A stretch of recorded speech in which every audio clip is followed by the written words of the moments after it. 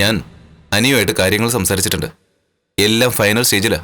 Engagement കഴിഞ്ഞിട്ട് മൂർത്തി സാറിനെ ഒന്ന് വിളിക്കണം. എന്നിട്ട് മിസ്റ്റർ വേണു സീരിയസ് ആയിട്ട് കാര്യം അവതരിപ്പിക്കണം. അവര് രഹസ്യമായിട്ടാണ് ഈ എൻഗേജ്മെന്റ് നടത്തുന്നത്. പുറത്തുനിന്ന് ആരെയും വിളിച്ചിട്ടില്ല. സത്യം പറഞ്ഞ ഞാനിപ്പോ ചെയ്യുന്നത് ശരിയായ കാര്യമല്ല. പിന്നെ അനിയുടെ ആവശ്യവും നിങ്ങളുടെ ആവശ്യവും നടക്കാൻ വേണ്ടിട്ടാ എൻഗേജ്മെന്റ് മുടക്കണ്ടെന്ന് പറഞ്ഞത്. ഞങ്ങൾ ആ വഴിക്കോട്ട് പോലും ഇല്ല സാറേ. അവന്തികയ്ക്ക് ആ വീട്ടിലുള്ളവർക്കേ ഈ ബന്ധത്തോട് വലിയ താല്പര്യ. അനി മാത്രമാണ് കുറച്ചിടഞ്ഞു നിൽക്കുന്നത്. അതുകൊണ്ട് അവനെ നിങ്ങൾ കേസ് കൊടുക്കുന്നത് സന്തോഷമായിരിക്കും. അങ്ങനെയെങ്കിലും നിശ്ചയം മുടങ്ങിയ അവൻ രക്ഷപ്പെട്ടില്ലേ? പക്ഷെ അങ്ങനെ സംഭവിച്ചാ നിങ്ങളുടെ കേസ് നീണ്ടുപോകും. അല്ലെങ്കിലും എനിക്ക് എന്നും ഈ കുടുംബ കോടതിയും കേസും വഴക്കും ഒക്കെ ആയിട്ട് നടക്കാൻ പറ്റില്ല. ഞങ്ങൾ ഇടയ്ക്ക് ആ വനിതാ ജഡ്ജിയെ കാണാൻ ശ്രമിച്ചിരുന്നു. വീട്ടിലോ? അതെ. അവര് ഓടിച്ചു കാണും. അതെ, കോടതി കാര്യങ്ങളൊക്കെ കോടതിയിൽ വെച്ച് മതിയെന്ന് പറഞ്ഞു. മേലിൽ ഇത് ആവർത്തിക്കരുതെന്നും പറഞ്ഞു.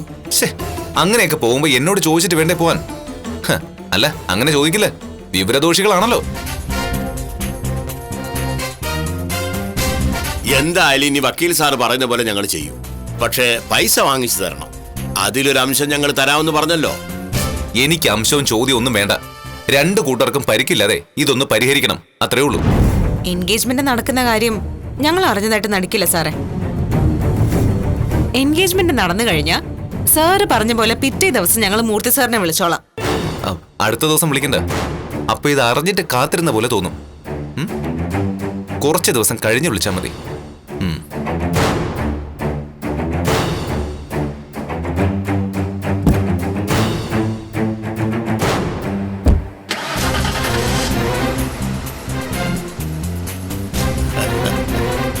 ഞാൻ പറഞ്ഞില്ലേ മോളെ, അനിയും അവന്തികയും തമ്മിൽ കല്യാണം കഴിക്കുന്നത് വക്കീലിന്റെ ആവശ്യമാ. അതുകൊണ്ടാ അവനിങ്ങനെ കൊണ്ടുപിടിച്ച് നടക്കുന്നത്. അതെന്തെങ്കിലും ആയിക്കോട്ടെ, നമുക്ക് നമ്മുടെ കാര്യം നടന്നു കിട്ടണം. മിക്കവാറും ഇവിടെ അനിക്ക് പിടി വീഴും. അവനും അവന്റെ മുത്തച്ഛനും നല്ലൊരു തുക കോംപ്രമൈസ് ആയിട്ട് തരേണ്ടി വരും. ഇന്ന് വെച്ച് വിലപേശാനൊന്നും നിക്കണ്ട, അവര് തരുന്നത് അങ്ങ് വാങ്ങിയാ മതി.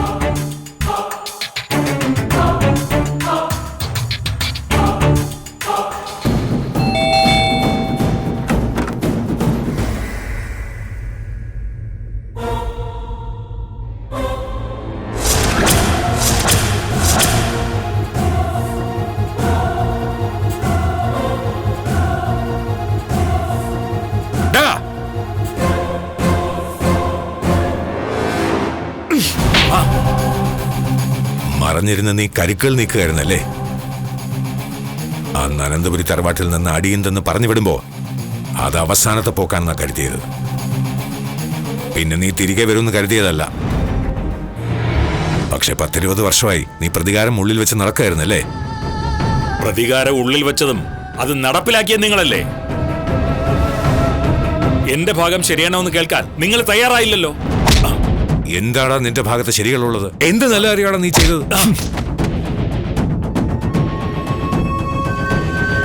എന്റെ കുടുംബത്തെയും ജ്വല്ലറി നീ തകർക്കാൻ നോക്കി. ജലജയെ ഞാനും വസുന്ധരയും കൂടി എടുത്ത് വളർത്തിയതാ. അതുകൊണ്ട് എന്റെ സ്വന്തം മക്കൾക്ക് കൊടുത്തതിനേക്കാളും പരിഗണനയാ അവൾക്ക് കൊടുത്തത്. കല്യാണത്തിനും അങ്ങനെ തന്നെയായിരുന്നു. അവൾ സ്വർണത്തിൽ മുങ്ങി ആ കതിർ മണ്ഡപത്തിൽ നിന്നോടൊപ്പം നിന്നത്. പക്ഷെ അതുകൊണ്ട് നീ തൃപ്തനായില്ല. വിവാഹം കഴിഞ്ഞ ഭാര്യയെ സ്വന്തം വീട്ടിൽ താമസിപ്പിക്കുന്നതിന് പകരം അനന്തപുരിയിൽ നീ കുടിയേറി. പിന്നീട് മൂർത്തീസ് ജ്വല്ലറി. ഒരുപാട് മുറികളുള്ള വീടായതുകൊണ്ട് ഞാൻ അതൊന്നും ശ്രദ്ധിച്ചില്ല. പിന്നെ വസുന്ധരയും പറഞ്ഞു, നമ്മൾ ഒരുപാട് ലാളിച്ച മോളല്ലേ, നമ്മുടെ തറവാട്ടിൽ നിൽക്കട്ടെ എന്ന്. പക്ഷെ അന്ന് നിനക്ക് ഒരു നാണവുമില്ലായിരുന്നു ഭാര്യ വീട്ടിൽ താമസിക്കാൻ. നട്ടല് വളഞ്ഞവന്മാരൊക്കെ അങ്ങനെയാടാ. അവർക്ക് ഭാര്യ വീട്ടിൽ പരമസുഖമായിരിക്കും. എന്തായാലും നീ പോയപ്പോ ഞങ്ങൾക്ക് തന്നിട്ട് പോയി നിന്റെ തനി സ്വരൂപത്തെ. നിന്റെ മോന്റെ കാര്യമാ പറഞ്ഞത്. എന്തായാലും ഇപ്പം മകൾ ഞങ്ങളുടെ ശൈലിയിലേക്ക് വന്നിട്ടുണ്ട്. അത് മാത്രമാണ് ഏക ആശ്വാസം. ഇപ്പൊ ആ മകളും എന്റെ കൊച്ചുമോനും തമ്മിലുള്ള എൻഗേജ്മെന്റ് നടക്കാൻ പോവാ. ആ സമയത്ത് സ്വന്തം മകളെ നീ സ്നേഹിക്കുന്നുണ്ടെങ്കിൽ ഈ നാട്ടിൽ നിന്നും ഞങ്ങൾക്ക് പ്രശ്നം ഉണ്ടാക്കാതെ നീ നിന്റെ വഴിക്ക് പോണം. അങ്ങനെ പോയാലും ഒരു പ്രതികാരം ചെയ്യാനായിട്ട് ഇനി മടങ്ങി വരരുത്. മൂർത്തി സാറേ, നിങ്ങൾ എന്നെ ഇനിയും മനസ്സിലാക്കിയിട്ടില്ല. മിണ്ടരുത് നീ. കുടിലത മാത്രം കയ്യിലുള്ള നീ ഇനി പരിശുദ്ധനാവാൻ ശ്രമിച്ചാൽ ഇതിനകത്തിട്ട് നിന്നെ കത്തിക്കും ഞാൻ. മൂർത്തി ജ്വല്ലറി തുടങ്ങിയത് പിന്നെ പരാജയപ്പെടുന്നത് ഇപ്പോഴാണ്. അതിന്റെ പിന്നിൽ പ്രവർത്തിച്ചത് നിസ്സാരക്കാരനല്ലെന്ന് എനിക്കറിയായിരുന്നു. എന്റെ ബിസിനസിനെ പറ്റി A to Z അറിയാവുന്ന ആരോ ആണ് അതിന്റെ പിന്നിലെന്ന് ഞാൻ നേരത്തെ കുറിച്ചിട്ടതാ. അപ്പോഴും നിന്റെ മുഖം എന്റെ മനസ്സിൽ വന്നില്ല. അങ്ങനെ നിന്നെ ഞാൻ സംശയിച്ചിരുന്നെങ്കിൽ കാര്യങ്ങൾ എത്രത്തോളം പോവില്ലായിരുന്നു. പറഞ്ഞത് ഓർമ്മയുണ്ടോ നിനക്ക്? മര്യാദയ്ക്ക് കെട്ടുകെട്ടിക്കോണം ഈ നാട്ടിൽ നിന്ന്. ഇവിടെ നിന്റെ നിഴൽ പോലും ഇനി കാണരുത്. കണ്ട വെട്ടി നുറുക്കിക്കളയും ഞാൻ.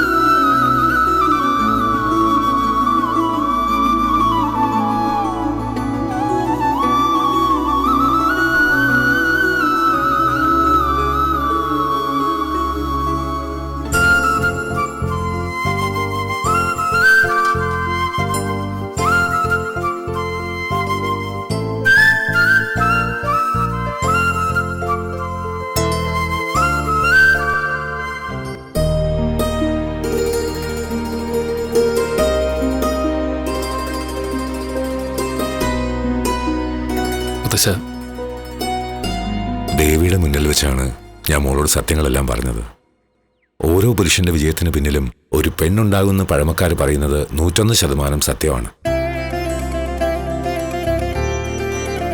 ഉമയുണ്ടെങ്കിലേ മഹേശ്വരനുള്ളൂ, അതുപോലെ ലക്ഷ്മി ഉണ്ടെങ്കിലേ നാരായണനുള്ളൂ, അതുപോലെ തന്നെ നിന്റെ മുത്തശ്ശി ഉണ്ടെങ്കിലേ ഈ മുത്തശ്ശനുള്ളൂ. ഇന്നിപ്പോ കല്യാണം എന്ന് പറയുന്നത് നാട്ടുകാർക്ക് വേണ്ടി നടത്തുന്നതാ. പെൺകുട്ടികളും ആൺകുട്ടികളും മൊബൈലിലും ലാപ്ടോപ്പിലും കുത്തുന്നു, കല്യാണം നടക്കുന്നു, 1-2 കുട്ടികൾ ജനിക്കുന്നു, അതിനുശേഷം വേർപിരിയുന്നു. ആ ജീവിതത്തിന്റെയൊക്കെ അന്ത്യം ഒരു വലിയ ദുരന്തത്തിലും നിരാശയിലും ഒറ്റപ്പെടലിലുമാണ് ചെന്ന് കലാശിക്കുന്നത്. അവിടെ നിങ്ങളെപ്പോലുള്ള ജോഡികൾ വേറിട്ട് നിൽക്കുന്നു. ആണും പെണ്ണും തമ്മിലുള്ള ഒത്തുചേരൽ ദൈവികമായ ഒരു നിമിത്തമാണ്. അതുകൊണ്ടാണ് വിവാഹശേഷം ആണുങ്ങളോട് നാരീപൂജ ചെയ്യാൻ പറയുന്നത്. ഞാനും വസുന്ധരയും മക്കളെയും കൊച്ചുമക്കളെയെല്ലാം ഇത് പറഞ്ഞു മനസ്സിലാക്കിയാണ് വളർത്തിയിട്ടുള്ളത്. എന്നാൽ അതൊക്കെ കേട്ടിട്ടും കേൾക്കാത്ത പോലെ നടക്കുന്നത് അഭിമാത്രമാണ്. അതിൻ്റെതായ താളം തെറ്റിൽ അവന്റെ ജീവിതത്തിൽ ഉടനീളമുണ്ട്. എന്നോടുള്ള വാശിക്ക് വീട് വിട്ടിറങ്ങി നീ നിന്റെ അന്വേഷണം ഊർജിതമാക്കിയപ്പോ ഒരു ദിവസം പോലും നിന്നെ കൂടാതെ വീട്ടിൽ പിടിച്ചു നിൽക്കാൻ പറ്റില്ലെന്ന് പറഞ്ഞ കൂട്ടത്തിലായിവള്. അവിടുന്ന് ഇറങ്ങിയ ശേഷം അമ്മയാകാൻ പോകുന്ന അവസ്ഥയിലും മോള് നിന്റെ നന്മയ്ക്കും വിജയത്തിനും വേണ്ടി പ്രാർത്ഥിക്കുകയും അതിനുവേണ്ടി മോളാൽ ചെയ്യാൻ കഴിയുന്ന എല്ലാ സഹായങ്ങളും ചെയ്യുന്നുണ്ടായിരുന്നു. അതിന്റെ നന്ദി സ്നേഹവും നിന്റെ ജീവിതത്തിലുടനീളം മോളോടുണ്ടാവണം. താലി കെട്ടിയ പെൺകുട്ടി ശപിച്ചുകൊണ്ട് നമ്മുടെ ജീവിതത്തിൽ നിന്നും പടിയിറങ്ങി പോകുമ്പോൾ പിന്നെ നമ്മുടെ പ്രാർത്ഥന എത്ര തീവ്രമായാലും വിജയങ്ങൾ നമ്മളോടൊപ്പം നിൽക്കണമെന്നില്ല. ഇനി നമ്മുടെ സമയവും കാലം നല്ലതായതുകൊണ്ട് പലതും വെട്ടിപ്പിടിച്ചെന്നിരിക്കട്ടെ, അതൊക്കെ നിഷ്ഫലമാണെന്ന് നമുക്ക് തോന്നുന്നൊരു നിമിഷം എപ്പോഴെങ്കിലും വന്നെന്നിരിക്കും. കുടുംബമാണ് മുഖ്യം. അതെനിക്ക് നിനക്കുമൊക്കെ അങ്ങനെ തന്നെയാണ്. ഇടയ്ക്ക് നീ മോളൊക്കെ ചിന്തിച്ചില്ലേ, കുടുംബത്തെക്കാൾ വലുതാണോ എനിക്ക് ബിസിനസ് എന്ന്? അല്ല, 1-ാം സ്ഥാനം നമ്മുടെ അനന്തപുരി തറവാടിന് തന്നെയാ. ആ വീട്ടിലെ ഓരോ അംഗങ്ങൾക്കുമാണ്. പക്ഷേ അവിടെ ഒന്നുണ്ട്, അമ്മമാർക്ക് മക്കളോട് വാത്സല്യവും സ്നേഹവും ഒരുപാടാണ്.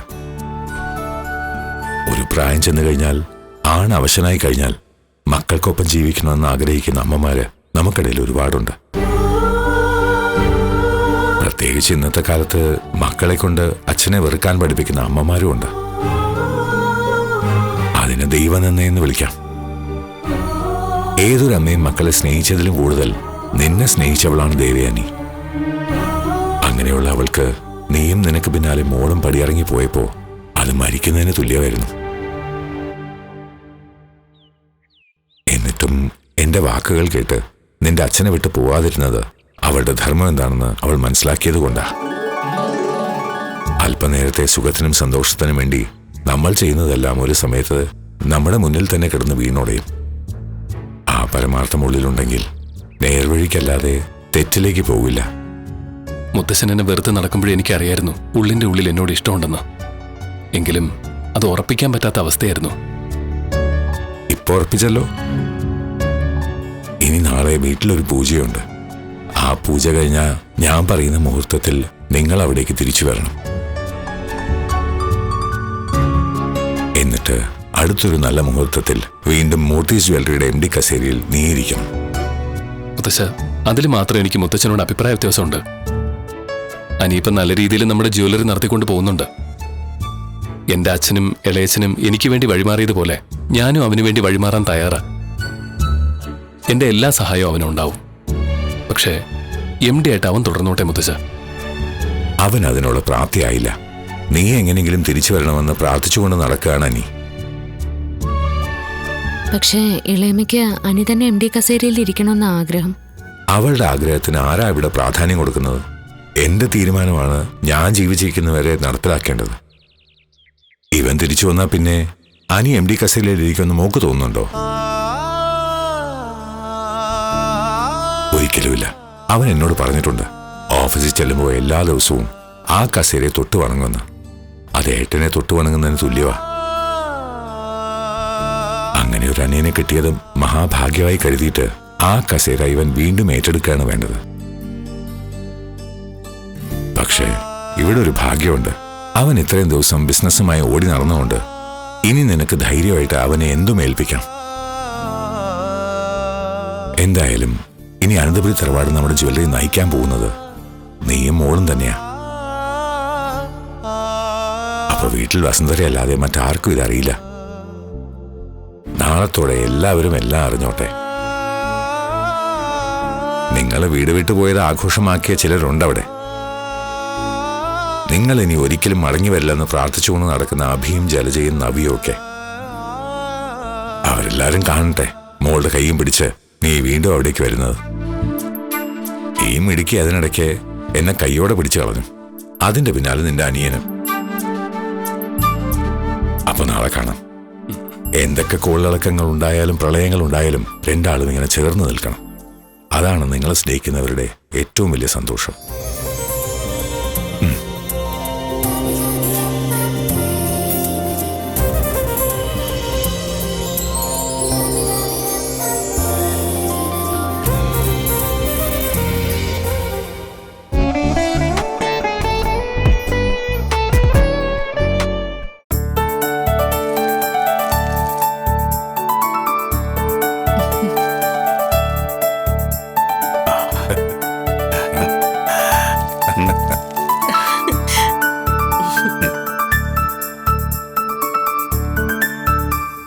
എന്തായാലും ഇതൊരു ഗംഭീര വിജയമായി പോയി അല്ലേട്ടാ.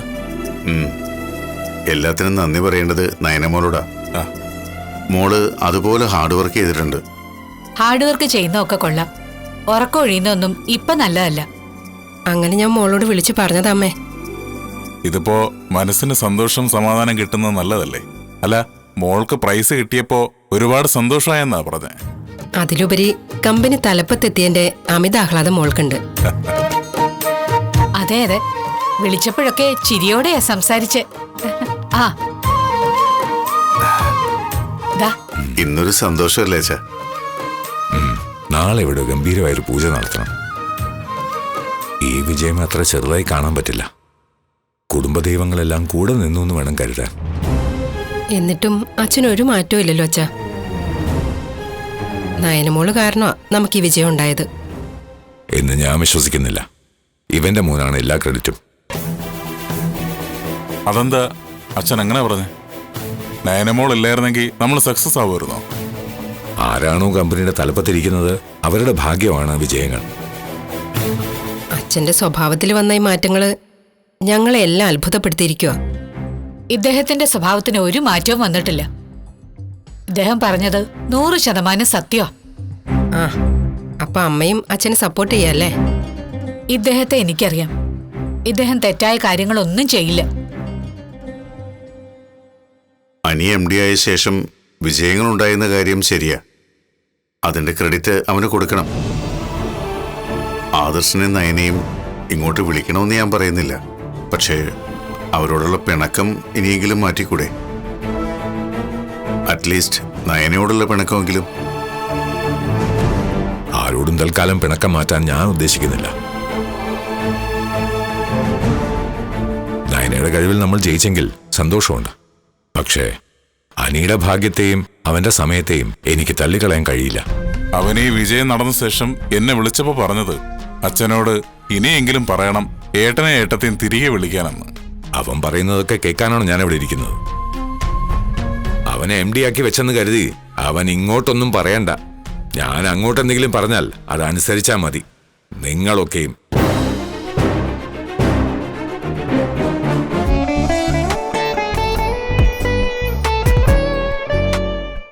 ഞാൻ അങ്ങോട്ടെന്തെങ്കിലും പറഞ്ഞാൽ അതനുസരിച്ചാ മതി. നിങ്ങളൊക്കെയും.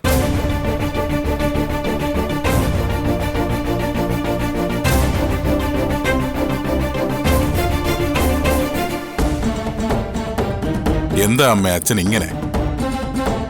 ഇദ്ദേഹത്തിന്റെ സ്വഭാവം നിങ്ങൾക്കൊക്കെ അറിയാലോ. എന്നാലും കുടുംബത്തിനേക്കാളും മൂത്ത കൊച്ചുമോനെയും അവന്റെ ഭാര്യയെക്കാളും ബിസിനസ്സിന് അച്ഛൻ കൂടുതൽ പ്രാധാന്യം നൽകുന്നതെന്ന് ഞങ്ങൾ ആരും കരുതിയില്ലമ്മേ. നിങ്ങൾ ആരും കരുതുന്ന പോലെ അല്ല കാര്യങ്ങളൊക്കെ. അദ്ദേഹത്തെ എനിക്കറിയാം. അതുകൊണ്ട് അദ്ദേഹം എന്തെങ്കിലും പറയുന്നുണ്ടെങ്കിൽ അതങ്ങ് കേട്ടോണ്ട് നിൽക്കണം. അല്ലാതെ തർക്കിക്കാനൊന്നും നിൽക്കരുത്.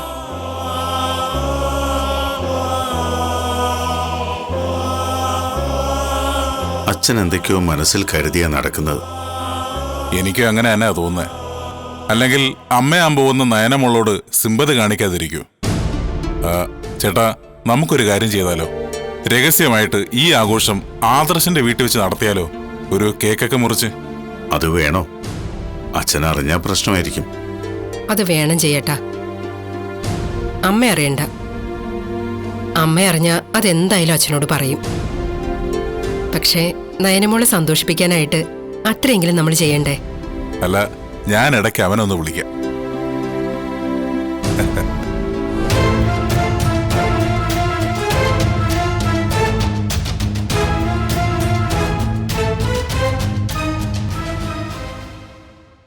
എന്റെ ഭാഗത്തെ ന്യായങ്ങളെ പറ്റി തനിക്കും അറിയില്ല, ആർക്കും അറിയില്ല. വർഷങ്ങൾക്ക് മുമ്പ് എന്നെ അനന്തപുരി തറവാട്ടിൽ നിന്ന് അനന്തമൂർത്തി തല്ലിയിറക്കി. ഇപ്പോഴും അയാളുടെ കൈയുടെ ചൂട് ഞാൻ അറിഞ്ഞു. ഇതെല്ലാം അറിഞ്ഞിട്ട് ഒരാളിപ്പോ ചിരിക്കുന്നുണ്ടാവും. എന്റെ ഭാര്യയായിരുന്നവൾ. അവരവിടെ ഇല്ലെന്നാണ് അഭി പറഞ്ഞത്. ഇല്ല, ഒരാഴ്ചയായിട്ട് അവളുടെ ടൂറിലാ. പൂർവ്വ വിദ്യാർത്ഥി സംഗമം. എങ്കിലും അവള് കാര്യങ്ങളൊക്കെ ചിലപ്പോൾ അറിഞ്ഞിട്ടുണ്ടാവും. അവന്തിക മോൾക്ക് ഞാനുമായിട്ട് ബന്ധമുണ്ടെന്ന് അവൾക്കറിയില്ല. എന്നാൽ അബി ഇന്ന് AN ജ്വല്ലറിയുടെ മാനേജരാ. അവന്റെ ഭാര്യ ഇവിടുത്തെ മോഡലുമാണ്. ഞാനാണ് AN ജ്വല്ലറിയുടെ MD എന്ന് ജലജയ്ക്ക് അറിയില്ല. അവളത് അറിയുമ്പോൾ വീട്ടിനകത്തൊരു യുദ്ധം നടക്കുമെന്ന കാര്യം ഉറപ്പാണ്. നേരും നെറിയില്ലാത്തവളാണ്. അച്ഛൻ മക്കൾക്ക് കൊടുക്കുന്ന നേട്ടങ്ങള് അവൾക്ക് സഹിക്കാൻ പറ്റില്ല. കാരണം അച്ഛനും മക്കളും തമ്മിൽ അടുത്തു കഴിഞ്ഞാൽ സ്വന്തം മക്കൾ അമ്മയെ വെറുത്തു പോകുന്ന ഭയം കാണും ജലജയ്ക്ക്. സാറിനോട് ഇതിനു മുമ്പ് ഞാൻ ഭാര്യയെ പറ്റി ചോദിച്ചിട്ടുണ്ട്. ആ സമയത്ത് സാർ ദേഷ്യപ്പെടുമായിരുന്നു. ജലജ എന്ന പേര് പറയുന്നത് പോലും സാറിന് ഇഷ്ടമല്ലായിരുന്നു. ഇന്നും ആ സ്വഭാവത്തിന് മാറ്റമൊന്നുമില്ല ഡേവിഡേ. ഞാൻ ഏറ്റവും കൂടുതൽ വെറുക്കുന്നത് ഇന്നും ആ പേര് തന്നെയാ. അവളുടെ മുന്നിൽ നമ്മളൊക്കെ ഒന്നുമല്ലടോ. സ്നേഹിച്ചുകൊണ്ട് കഴുത്തിറക്കുന്ന ജന്മം അവളുടേത്. നമ്മൾ വിചാരിച്ച പോലെ കാര്യങ്ങളൊന്നും നടന്നില്ലല്ലോ സാറേ. നടന്നില്ലെന്ന് മാത്രമല്ല, നമ്മൾ പ്രതീക്ഷിക്കാത്ത തകർച്ചയുണ്ടായി. ഒരു കാര്യം താൻ മനസ്സിലായിക്കോ, മൂർത്തി തന്റെ മക്കളെ മാറ്റി നിർത്തിയിട്ട് ആദർശിനെ MD ആക്കിയത് വെറുതെ അല്ല. അവൻ മറ്റൊരു അനന്തമൂർത്തിയാ. അല്ലെങ്കിൽ അയാൾക്ക് മുകളിൽ ബുദ്ധിയുള്ളവനാ. അവനിനി മൂർത്തീസ് ജ്വല്ലറിയിലേക്ക് മടങ്ങി വരുമോന്നാ എന്റെ പേടി.